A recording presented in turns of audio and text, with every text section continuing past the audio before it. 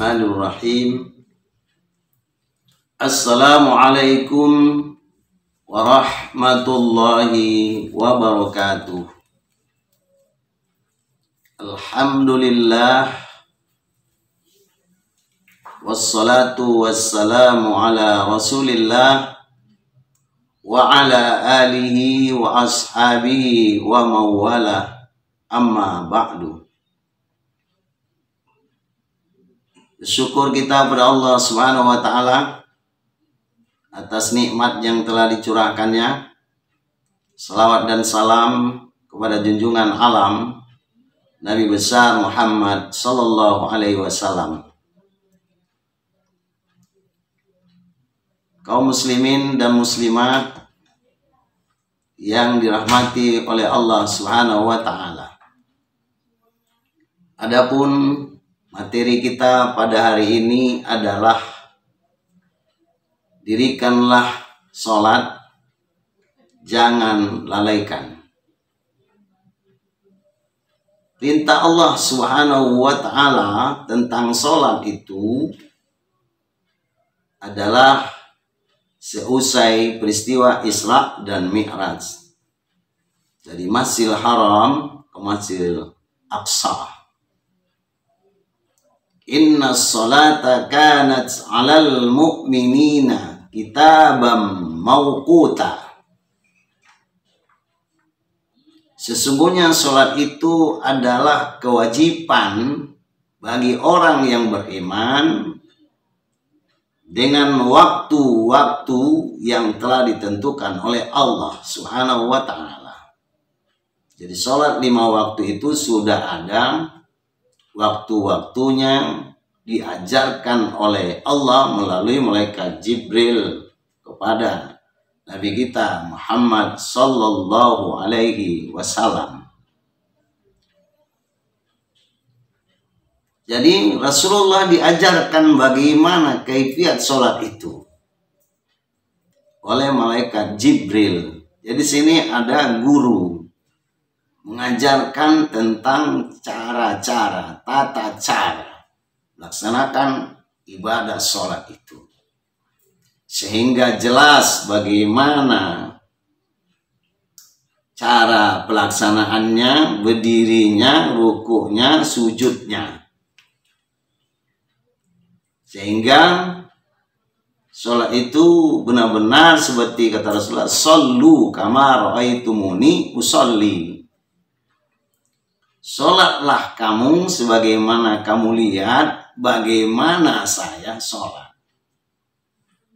Itulah setelah Rasulullah paham tentang pelaksanaan sholat itu, Rasulullah mengajarkan kepada umatnya. Dari mulai takbir sampai salam itu harus diperhatikan dengan sebaik-baiknya, karena perintah Allah itu wa aqimus sholata wa atuz zakata warka'u ma'ar raki'in. Dirikanlah sholat, keluarkan zakat, rukuklah bersama orang-orang yang rukuk. Jadi 3 di sini perintah Allah. Dirikan sholat. Dirikan sholat itu menurut para ulama adalah menyempurnakan sholat itu, menyempurnakan ruku dan sujudnya, gerakan-gerakannya. Makanya pernah Rasulullah melihat orang yang sholat, Rasulullah manggil, ini, kenapa Rasulullah? Sholat lagi, sholat lagi. Udah sholat dia, panggil Rasulullah sampai 3 kali. Lalu diajar oleh Rasulullah, sholat itu tidak boleh meninggalkan tumak nina. Berhenti. Ya, Allahu Akbar. Dia harus berhenti, harus lurus dulu belakangnya itu. Ya Allahu liman hamidah. Dia harus berdiri, tegak, jelas. Baru dia sujud. Sujudnya dia harus cecahkan keningnya tempat sujud itu. Tidak boleh Sarikum fis shalah. Mencuri dalam sholat. Jadi ada mencuri dalam sholat. Diburu-buru oleh waktu. Padahal dia nggak ada kesibukannya. Dia sibuk apapun. Itu harus dilaksanakan dengan baik. Mendirikan sholat. Mendirikan sholat itu juga dalam tafsir kita baca. As-sabatu wad dawam. Dikerjakan dengan penuh keyakinan. Bahwa itu perintah Allah. Perintah Allah itu lebih tinggi dari perintah semua manusia. Wadawam, terus menerus. Jadi kalau kita ajak orang sholat, saya belum bisa tenang sholatnya. Nah, itu bukan syarat sholat. Saya belum bisa khusyuk. Khusyuk itu datangnya setelah kita melakukan sholat itu secara kontinu. Tidak boleh tinggalkan. Sholli qa'iman, sholatlah Anda berdiri. Berdiri. Fa'ilam tastati, qa'idan, enggak sanggup berdiri, duduk. Fa'ilam tastati, fa'ala jambin, berbaring.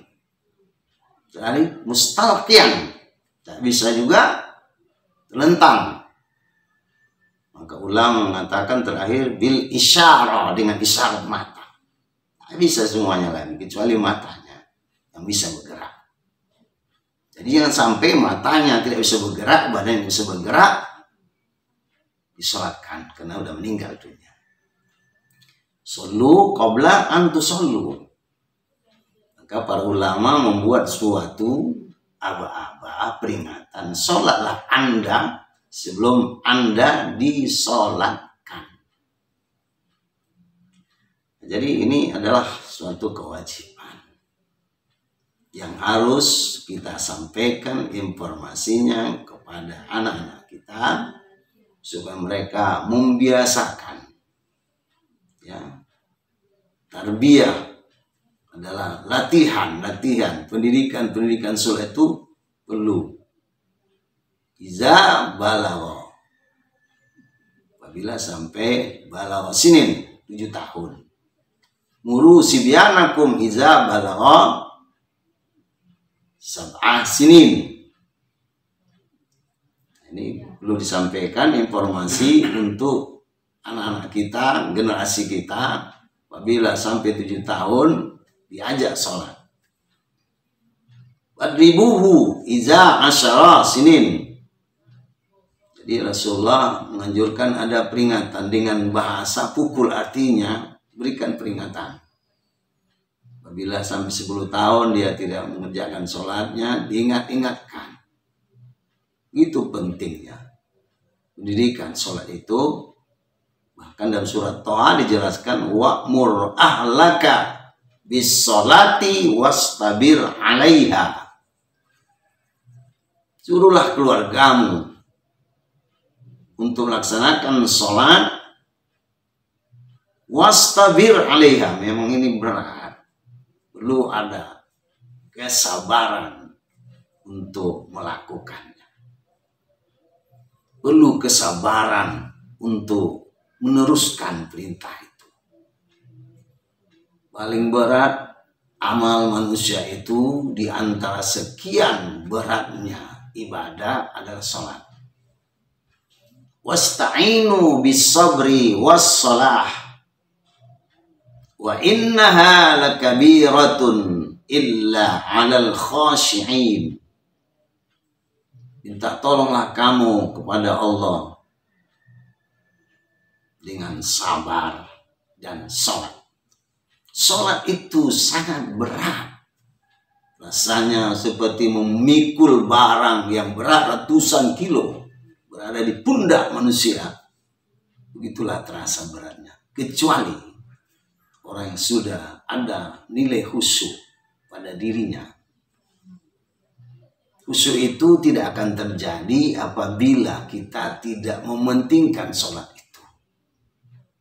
Khusyuk itu tidak akan diperoleh apabila kita tidak melakukan sholat itu dengan ikhlas.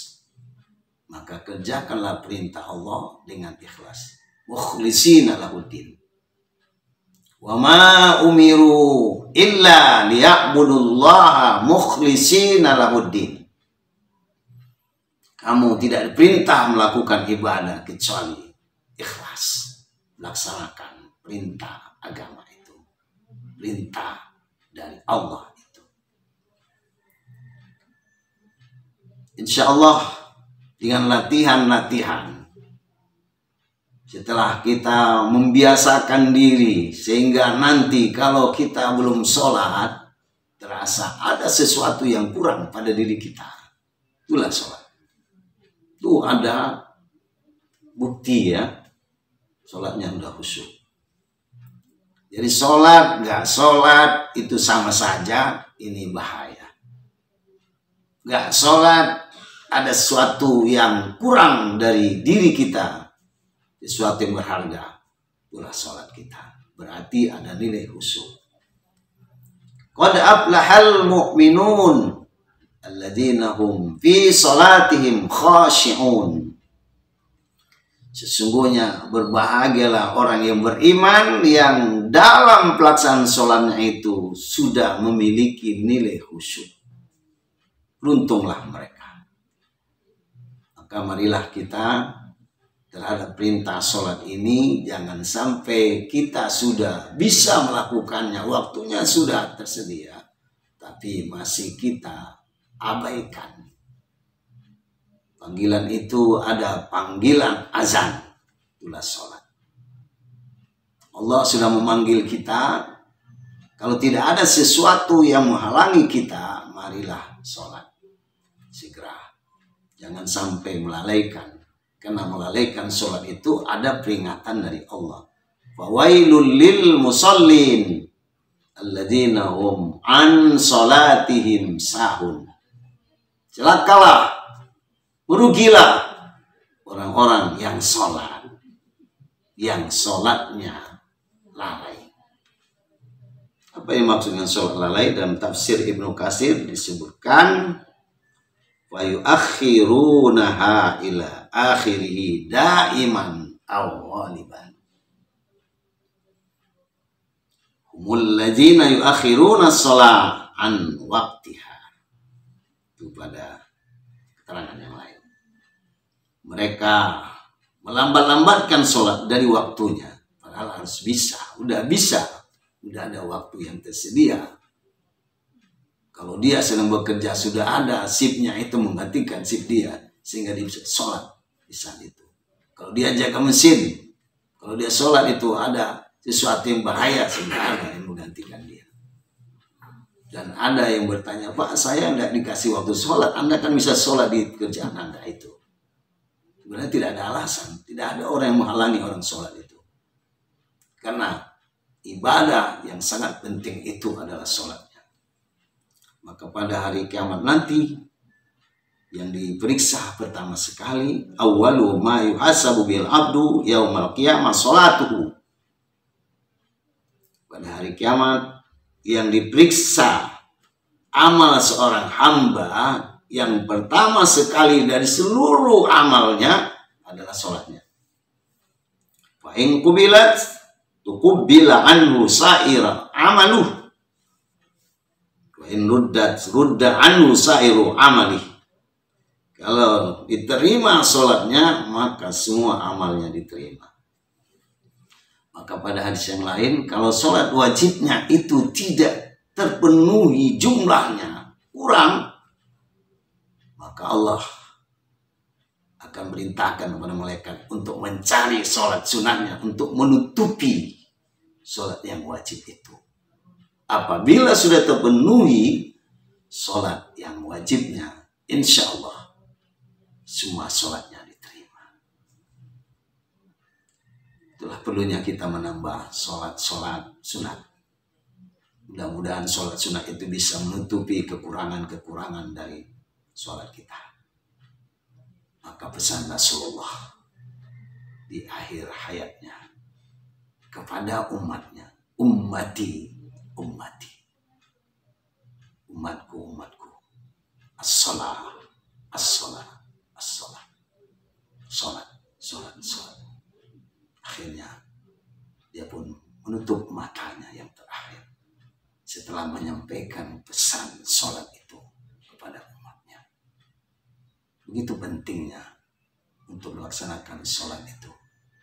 Marilah kita di tahun ini, tahun hijrah ini, untuk memperbaiki kualitas ibadah sholat kita, memperbaiki makna sholat kita. Sholat itu harus dijabarkan dalam kehidupan. Kita akan lebih baik setelah kita memperbaiki sholat kita, memiliki nilai khusyuk dalam sholat kita. Dengan membiasakan itulah terjadi khusyuk.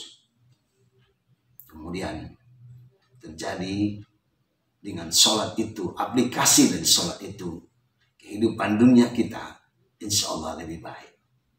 Dan mari kita berdoa sesudah sholat, semoga amal ibadah kita diterima oleh Allah Subhanahu wa Ta'ala, dan semoga Allah memberikan kemudahan-kemudahan bagi kita dan keluarga kita untuk dapat melaksanakan ibadah sholat lebih baik lagi.